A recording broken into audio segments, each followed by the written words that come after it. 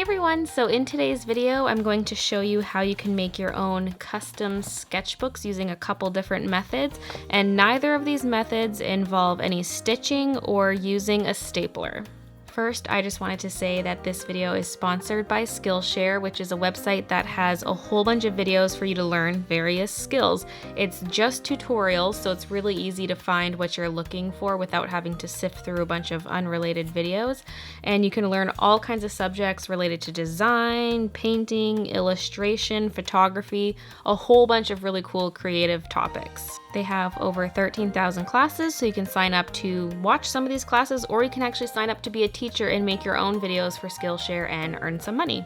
It costs about $10 a month depending which plan you go for, and if you use the link in the video description, you can actually get 3 months for only 99 cents. Thank you so much Skillshare for reaching out, and now I will show you guys what I learned using their video tutorials so far. So this first method is saddle stitching, but without a stapler. So here I'm just taking some drawing paper from a sketchbook, and I know you might be thinking it's weird to just use sketchbook paper to make a different sketchbook, but I have so many sketchbooks that have been gifted to me, and so I decided why not use this paper. It's right here, and it would be pretty good paper for a sketchbook because it is sketchbook paper.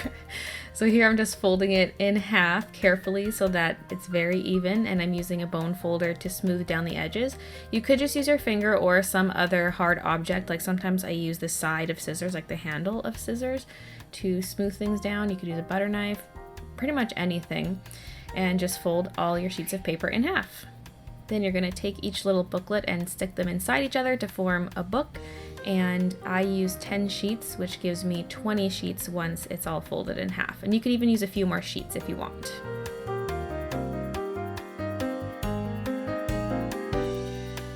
Next, it's time to make a cover for your book, and you could print off your own art and use something like that for a cover, or you could do what I'm doing and use some scrapbook paper. And since my sketchbook paper was 9 by 12 and scrapbook paper is 12 by 12, the one length actually ends up being perfect, and then I just have to trim some of the excess off the top. Here I'm just trimming down the paper so that it's 9 inches tall to match the size of the interior of the book. You'll notice that when I put the pieces of paper inside the cover looks like it's too short, and that's just because when you fold a bunch of pieces of paper, the innermost pieces stick out, and that's called page creep, and so we're actually going to have to trim off the edges so that all the papers stick out the same amount. Next, we're going to be putting in 2 staples without a stapler. So I'm using my ruler to measure where I want the staples to go, and I actually measured wrong on the one side. It's too close to the edge of the book, but I fixed it later. And the staples are about 1.25 centimeters in width, so that's where I made my lines, and then I used a little pin to poke holes in the book, which is actually pretty easy to do. Then I just took the staple and stuck it in the back of the book. You flip it over, and then you just have to fold down the little arms of the staple, and I just used the back of my knife to push them down.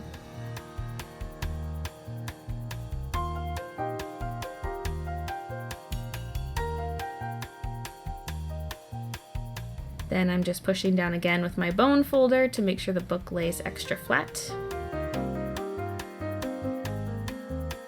And now it's time to cut off the excess pieces of paper. I just laid my ruler down on the edge of the book and used my knife to cut through 1 or 2 layers of paper at a time. For some reason, I always thought trimming a book like this would be kind of hard. I thought it wouldn't turn out nicely, but as I saw in the Skillshare video, it's pretty easy as long as you're using the ruler and you're not pressing too hard.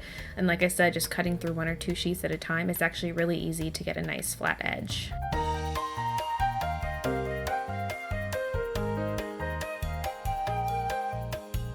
And then as you can see, all the pieces are the same length. Yay, how pretty. And I decided I wanted to take this one step further and round the corners of my book. So I have this little paper punch that rounds corners for me. It's not the nicest one. It sometimes leaves a bit of a jagged edge, so I kind of want to buy a nicer one. But it still did the trick, and so I went through and hole punched 2 or 3 pages at a time till I was through the entire book, and I did that on the top corner as well. And there you have it, a saddle-stitched sketchbook without the use of a long arm stapler, because let's be honest, who has a long arm stapler in their house? Not many people. Before we move on to the second method, I just wanted to let you know that the tutorials I followed on Skillshare were the ones by Caleb Silvest. He has a handful of classes related to bookbinding, and that is how I learned everything here, like not using a stapler to staple. I never would have thought of that, so I learned quite a few interesting tips from his courses. Now moving on to method number 2, which is going to be a perfect bound book, which is a glued spine. I'm taking the same 9x12 paper I used in the first part, but I'm marking halfway down the paper and cutting all the pages in half instead of folding them. And I'm using my knife and ruler. If you have a guillotine cutter, that'll save you some time. I do have one, but I just wanted to show you the knife method for this specific book. Again, not too much pressure, just go 1 or 2 pages at a time and slowly work your way through the stack. The amount of pages you use is totally up to you.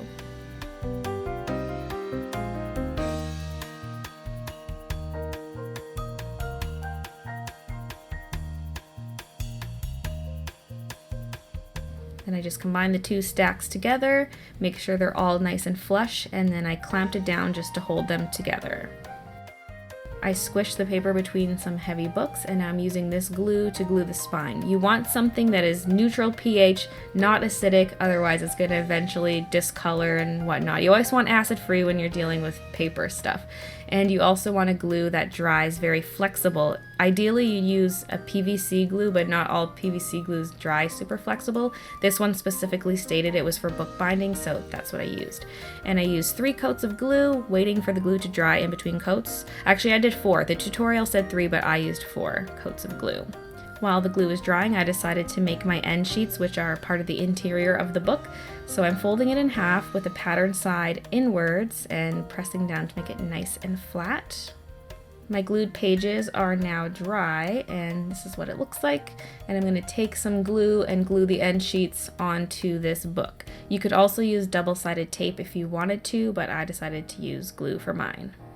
Just a warning, if you do decide to use glue the way I'm doing it, is it dries really fast, so you really have to work fast, otherwise your corners won't stick down.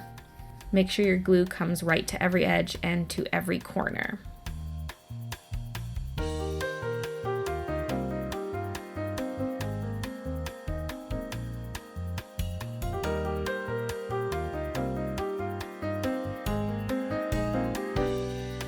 So now it's time for the cover. I took some chipboard, cut it to be 9 by 6 inches, and I have some more scrapbook paper also cut to 9 by 6 inches, and I'm gluing the paper down onto the chipboard. I didn't even realize you could make a cover like this by using 2 completely separate pieces for the cover, so without this Skillshare video I never would have known that I could do it this way. I would have tried wrapping one piece all the way around the book. Next, it's time to take the cover pieces and glue them onto the end sheet. So I'm applying the glue directly to the chipboard side and then sticking it down onto my book. Another tip I picked up from the Skillshare video is at this stage you should flatten your book underneath some heavy books so it dries flat. Otherwise the pieces of the cover might curl up on you at the edges.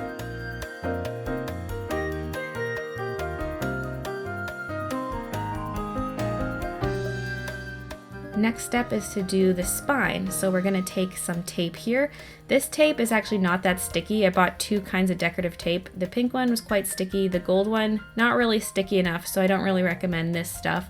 But get some tape and tape it onto the spine of the book. In the tutorial I watched, they actually put the tape on when they're at the bookend stage before applying the cover, but I thought it would look nicer if I put the tape over top of the cover. Alright, so here is the finished perfect bound book. It does lay nice and flat, which is pretty good for sketching. And this one doesn't have the edges of the cover folded over, so this edge is a bit rough, but I'll show you another one I made. I actually have a whole stack here. You already saw this one at the beginning of the video, but here are a few others that I made. This is the one that is perfect bound with the cover wrapping around, because this is actually a different paper. This is my cardstock instead of just sketchbook paper, and this paper just is a bit smaller, so this piece of scrapbook paper was big enough to fold over. If I had trimmed my other one down a little bit, I could have folded the paper over as well. So you can see this edge looks a lot nicer because the cover is entirely wrapped in paper. So yeah, this one feels really, really nice. I definitely recommend you do it this way. But yeah, that's got marker paper in it.